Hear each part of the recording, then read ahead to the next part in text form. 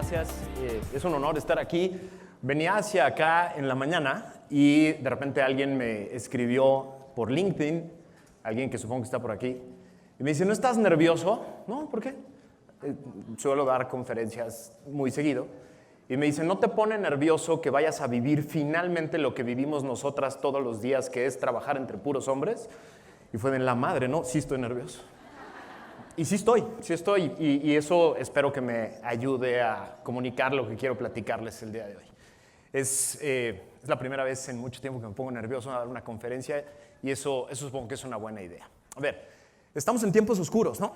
El continente es una cosa terrible. ¿Quién sabe qué demonios le pasó al continente americano? Que de repente tenemos a el que era nuestro gran héroe en el norte hasta arriba, Justin Trudeau, estuvo a punto de perder las elecciones hace una semana, porque de pronto se metió en un gravísimo tema de corrupción. Lo cacharon tratando de ayudarle a una empresa que estaba metida en problemas de corrupción y estuvo así de perder las elecciones. Nuestro héroe liberal, el que incluye todo tipo de personas en su gabinete, que es moderno, que tiene todo tipo de nuevos proyectos y de cambio climático, etcétera, casi pierde las elecciones por un tema de corrupción. Bajamos tantito y yo no sé qué demonios estaban pensando los gringos, pero tenemos un payaso de presidente del país más poderoso del mundo. Un payaso, además, que hace de la corrupción su forma de vida. Es su forma de ejercer el poder y se ríe de todo mundo en la cara. Y dice, la corrupción es la forma en la que yo ejerzo el poder y háganle como quieran. Esa es la forma en la que yo gobierno. Me voy a saltar el país que sigue, ¿no? Pero voy a regresar a él, obviamente, pues ese es el chiste de la conferencia. Me voy a saltar el país que sigue porque recorremos el resto del continente y de pronto tenemos a Evo Morales que después de cualquier cantidad de escándalos de corrupción va por su cuarto periodo en el poder después de robarse unas elecciones, robarse abiertamente unas elecciones. Colombia, 3 expresidentes en la cárcel, todo el mundo peleándose con todo el mundo cuando creíamos que ya habían resuelto todo su problema político. Argentina, por Dios. Los argentinos apenas antier volvieron a escoger al kirchnerismo, ¿no? Después de que la señora Cristina Kirchner tiene más de 12 órdenes de aprehensión, investigaciones abiertas en su contra, y la volvieron a escoger de vicepresidenta, ¿no? Brasil, ¿qué le pasó a Brasil? Brasil está metido en uno de estos enjuagues de pues, el último que quede que apague la luz, ¿no? Es decir, ya toda la clase política brasileña está en la cárcel o en proceso o en algún problema, y lo que les quedó es Bolsonaro. El único que estaba libre era un racista de ultraderecha, amante de las armas. Ese era el único que estaba libre para ejercer la presidencia, ¿no? Y así nos vamos por todo el continente y todos nosotros decimos, maldita sea, ¿cuál es la salida?, ¿no? Y los análisis son de todo tipo, que si es el neoliberalismo, que si es el sistema económico, que si son las leyes malas que creamos. Ya empezamos a cuestionar la democracia, ¿no? Es decir, si la democracia es una mala forma de organización social y política, ya empezamos incluso a cuestionar si la democracia es una buena o una mala idea. Imagínense ya en el nivel de desesperación en el que estamos incluso cuestionando la democracia. Hace 12 años en México, Latinobarómetro es una organización que hace encuestas sobre el tema de democracia, y decía que el 70% de los mexicanos decíamos que la democracia era el mejor sistema de gobierno. Hoy, 30%. 30% de los mexicanos creen que la democracia es un buen sistema de gobierno. El 70% cree que se puede jugar con alguna otra forma de hacer gobierno. ¿Por qué? Porque decepcionamos a todo el mundo. La democracia decepcionó a todo el mundo, ¿no? Hay 50 millones de personas en pobreza de diferentes tipos. Ya incluso tuvimos que inventar clasificaciones de pobreza para que no sonara tan feo decir que había pobres en este país, ¿no? Y en el resto del continente. Entonces, ¿qué pasó? ¿De dónde? ¿Cómo acabamos tan mal? ¿Cómo llegamos a este momento tan oscuro en el continente americano en el que no parece haber salidas? Y mi propuesta hacia ustedes es que llegamos aquí por la irresponsabilidad y por la falta de integridad. Acuérdense de estas dos cosas, la irresponsabilidad y la falta de integridad. Ahora me voy a regresar un poquito y les voy a platicar de mi historia. Yo era un chaparrito de este tamaño, sigo siendo chaparrito, pero ya no tanto. y era un niño muy inseguro. En la primaria era un chamaco muy inseguro, lleno de miedos, lleno de angustias. Yo iba en el colegio alemán, era un colegio muy retador, era un colegio muy difícil para un chamaco que tenía todo tipo de miedos de que lo vieran, ¿no? A mí me daba mucho miedo que me vieran. Y entonces yo esas angustias las reflejaba molestando a otros, era el que siempre ponía apodos, pero pues obviamente todo el mundo se desquitaba conmigo, porque era yo el pasado de lanza que le ponía apodos a todo el mundo. Todo se complicó todavía más cuando de pronto mis amigos descubrieron que yo ya me apellidaba como la mitad de los perros de México y mis padres decidieron ponerme como la otra mitad de los perros de México. Entonces empezamos a ir, era el chaparrito con nombre de perro y apellido de perro. Y de repente en sexto de primaria a mis padres se les ocurrió mandarme de premio a Estados Unidos, a casa de un primo que vive en Milwaukee, y estuvo muy divertido, pero lo que hacíamos era ver la tele y comer hamburguesas. Entonces, además de nombre de perro, chaparrito, regresé gordito, muy gordito.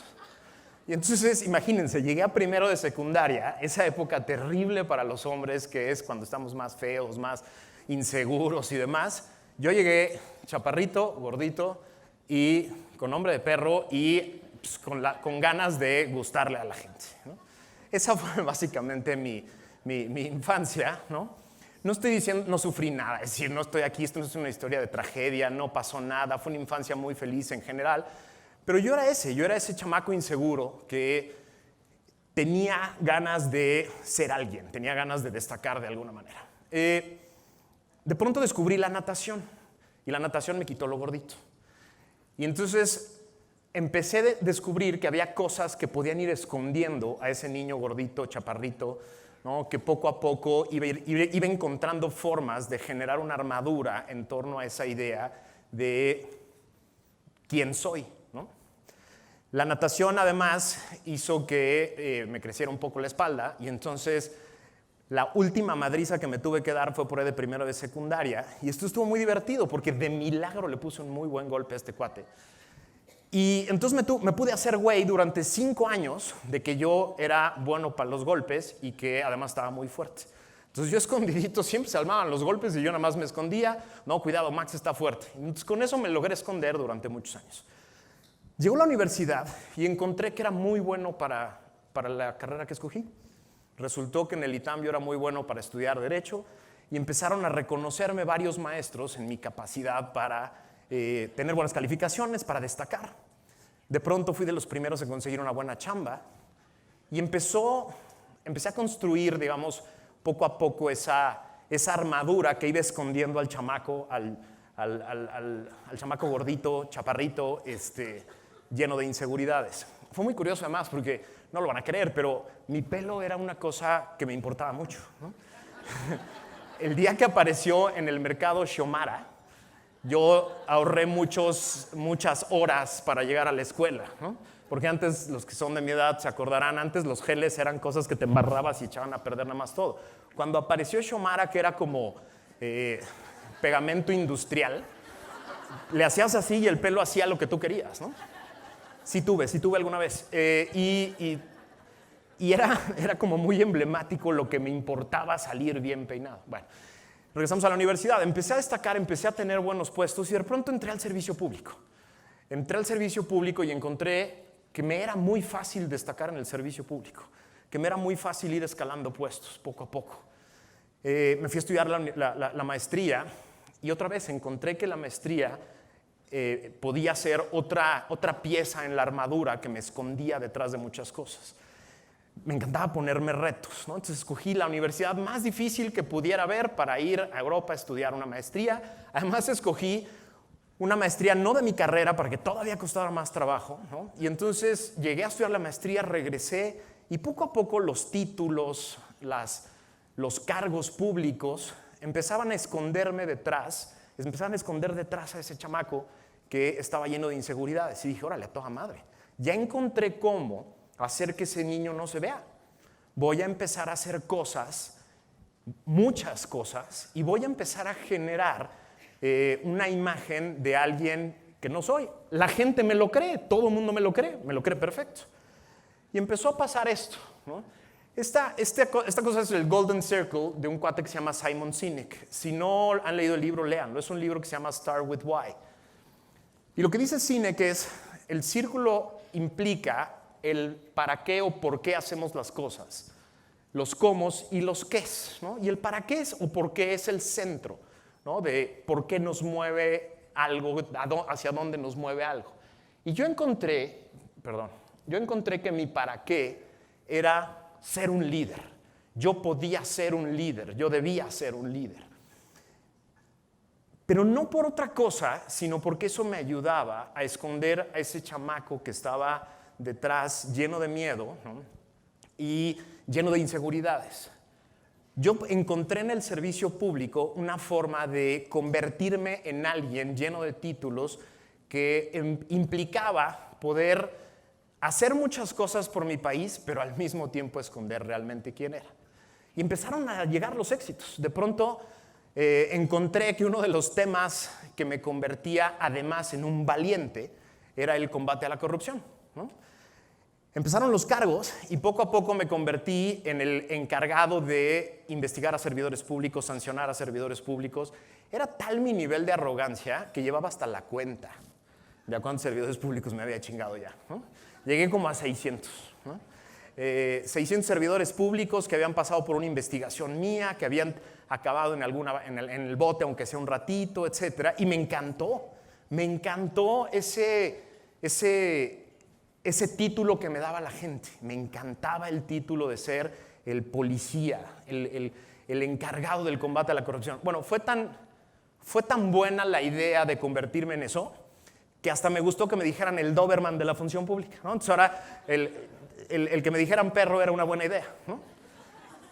Eso me llevó a ser el subsecretario más joven del sexenio de Calderón. Y entonces imagínense este cuate que era un gordito chaparrito preocupado por su pelo, de pronto era subsecretario y el más joven del sexenio, ¿no? Y entonces para mí eso era una maravilla porque nadie se iba a acordar de ese chamaco, nadie nunca se iba a acordar de ese chamaco. Pero la crisis empezó, la crisis de la media edad. De verdad, señoras, la crisis de la media edad de los hombres no es un mito, ¿no?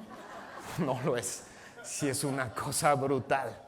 La crisis de la media edad empezó cuando se acabó el sexenio de Calderón y toda esa parafernalia que me rodeaba se cayó.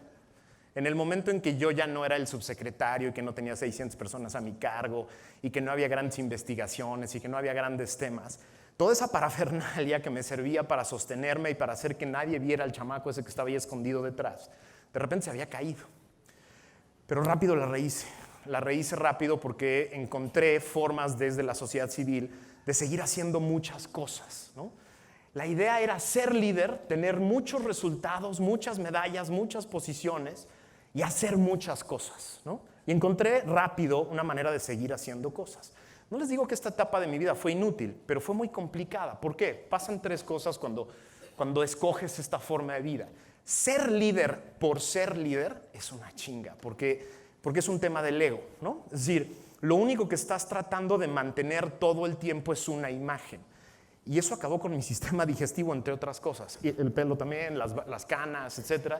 Tienen que ver con esta presión permanente de hacer muchas cosas porque tengo que ser líder, tengo que mantener esa posición, tengo que mantenerme en ese lugar, en especial para que nadie se dé cuenta quién es ese chamaquito que está ahí atrás escondido.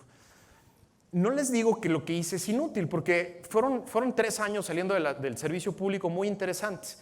Me tocó ayudar a encabezar el movimiento de la Ley 3 de 3, me tocó redactar a mí la Ley General de Responsabilidades, generamos todo un sistema y otra vez, ¿no? De repente me convencí otra vez que era un buen líder, que los resultados estaban a la vista, logramos crear todo el Sistema Nacional Anticorrupción, las leyes, las instituciones, una nueva Ley General de Responsabilidades. Entonces yo estaba muy feliz porque ya había recuperado la forma de ser un líder que tiene resultados, medallas y posiciones, ¿no? Y que hace muchas cosas, hasta que llegó el nuevo gobierno y dijo, todo eso que hicieron ustedes me vale madre.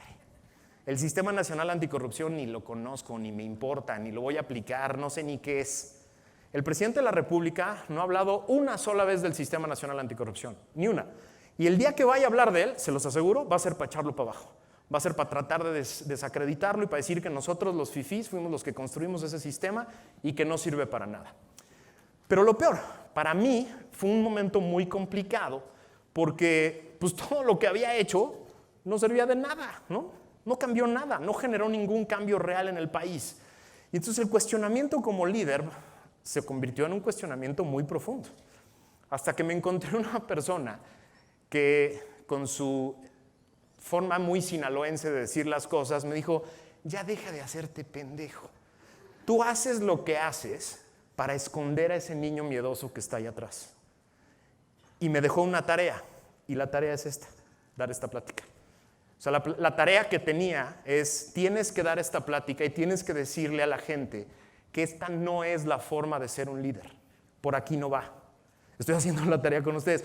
No sé por qué se me ocurrió hacer la tarea con 700 mujeres que quieren cambiar el país, ¿no? Me gustan los retos, ¿no? Entonces, mi tarea era esta, decirles a ustedes, esta no es la manera. ¿Cuál es la forma que creo que puede ser? ¿Qué es lo que quiero ser a partir de hoy? A partir de hoy quiero servir personas. Ya no quiero servir causas, ya no quiero servir instituciones, ya no quiero servirle a un jefe. Quiero servir personas, quiero servirle a las personas. Y ser líder se va a convertir solo en un instrumento, en una forma de servirle a más personas, de servir de manera más permanente, haciendo las cosas bien. Quiero aprender, porque todavía no sé, o sea, estoy en el proceso, insisto, esta es mi tarea apenas. Estoy aprendiendo a que lo importante no es hacer muchas cosas, sino hacerlas bien y hacerlas sirviendo personas. Y esa es mi propuesta para ustedes. Mi propuesta para ustedes es esta pequeña fórmula que es muy sencilla, que es la que estoy tratando de incorporar en mi vida. Primero ustedes, porque esta es la fórmula que después quiero que utilicen con sus hijos. Pero primero ustedes. Responsabilidad más integridad para ser felices. Esto es lo que creo que nos llevó al continente, lo contrario a esto es lo que nos llevó al continente a este momento. Piensen la última vez que escucharon a un líder político decir, yo fue mi culpa, yo me hago responsable, yo tomé la decisión y yo asumo las consecuencias. 10 segundos. Piensen la última vez que escucharon eso de un líder político. Nunca. Viven en la irresponsabilidad. Viven en la irresponsabilidad de lo que hacen, de lo que dicen y de lo que dejan de hacer. No se hacen responsables de nada. No quieren hacerse responsables de nada. Siempre hay un culpable. Siempre es el contexto, el país, el neoliberalismo, la economía, otro presidente, los fifís, los chairos. O sea, los políticos encuentran siempre formas de ser irresponsables. ¿Qué queremos? Queremos lo contrario. Queremos primero a papás y mamás que se encarguen de sus hijos a través de la responsabilidad. La idea, lo que yo les propongo, lo que yo quiero hacer conmigo, es hacerme responsable de todo lo que digo, de todo lo que hago, pero también de lo que dejo de hacer. Las omisiones también generan responsabilidad. ¿A través de qué? A través de la integridad. ¿Qué es la integridad? 3 cosas. Respeto a mí, a los demás y a mi entorno. Me cuido a mí, cuido a otros y cuido mi entorno. Sirvo a mí, sirvo a otros y sirvo a mi entorno. ¿Para qué? Para ser feliz. Entonces, primero ustedes, primero los papás, primero la gente que está aquí presente. Hay que hacerse responsables. Es justo de lo que carece este mundo, responsables. Personas que dicen, fui yo, sí, soy un pendejo, yo la cagué, fui yo asumo las consecuencias. Es lo que necesitamos. Imagínense esto. Imagínense que a partir de hoy, toda la gente que está aquí empieza a educar a sus hijos con esta formulita. Hijos responsables. Decía Newton, puedo ver más lejos porque estoy parado en los hombros de gigantes. Y así me siento yo hoy aquí parado. Después de oír a la Margator, después de oír a Eduardo, después de oír a Peppa Pig, o sea, me siento parado en las pláticas de gigantes de la mañana, ¿no? Ya les explicaron ellos muchas cosas que hoy estoy tratando de poner en una simple fórmula. Y la fórmula es muy sencilla. Háganse responsables de todo lo que hacen, dicen y dejan de hacer como padres. a través de algo concreto, que es la integridad. Porque no se vale hacerse responsables como sea, ¿no? La responsabilidad implica tener un código, tener algo que nos guía. Y la integridad es un buen código, es una buena fórmula. Es una buena fórmula que puede guiar cómo educan a sus hijos. Y es una buena fórmula que puede generar nuevos líderes del futuro. Y esta es un poco la idea. La idea es que México necesita ser construido hoy con niños y niñas responsables, íntegros y felices. Piensen en esa fórmula. Imagínense que todos sus hijos, los hijos de todas las personas que están hoy aquí, de pronto empiezan a trabajar a sí mismos la responsabilidad, a hacerse responsables de lo que hacen, dicen y dejan de hacer. En sus casas, en su escuela, en el entorno donde viven, en su país. Y lo empiezan a hacer a través de la integridad. Lo empiezan a hacer a través de una fórmula muy sencilla. Me respeto, respeto a otros, respeto mi entorno. Me cuido, cuido a los demás.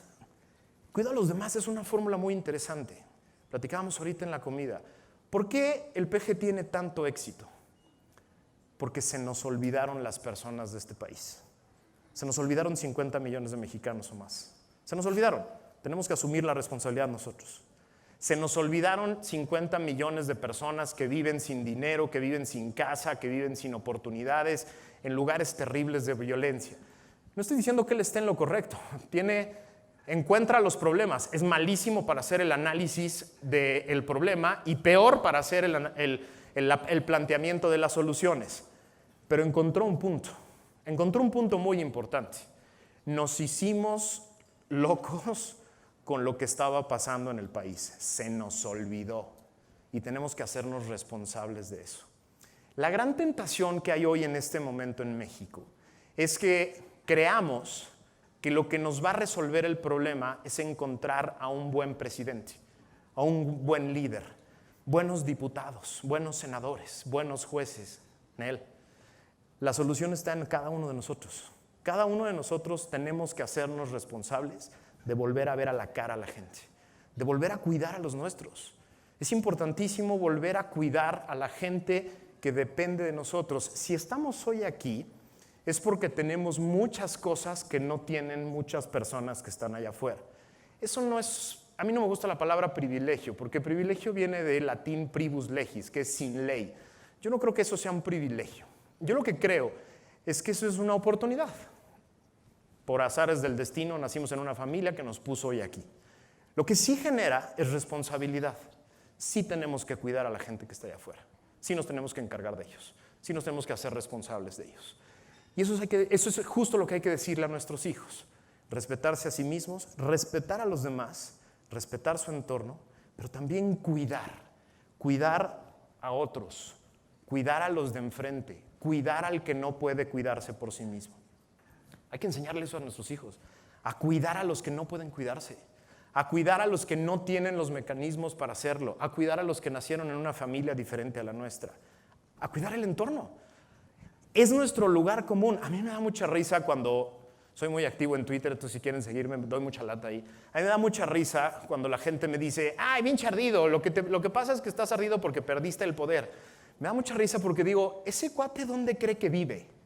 Él cree que a él no le va a afectar el problema económico, él cree que a él no le va a afectar la violencia, él cree que ganó ¿qué? ¿Qué es lo que ganó?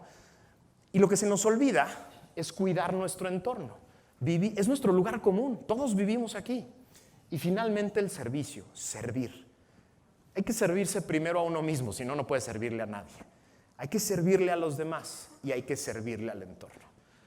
Para esto, para poder ser un día, un país en el que los niños y niñas responsables, íntegros y felices que educamos el día de hoy, se conviertan un día en los líderes que van a cambiar la historia de este país. Soy Max Kaiser, muchas gracias.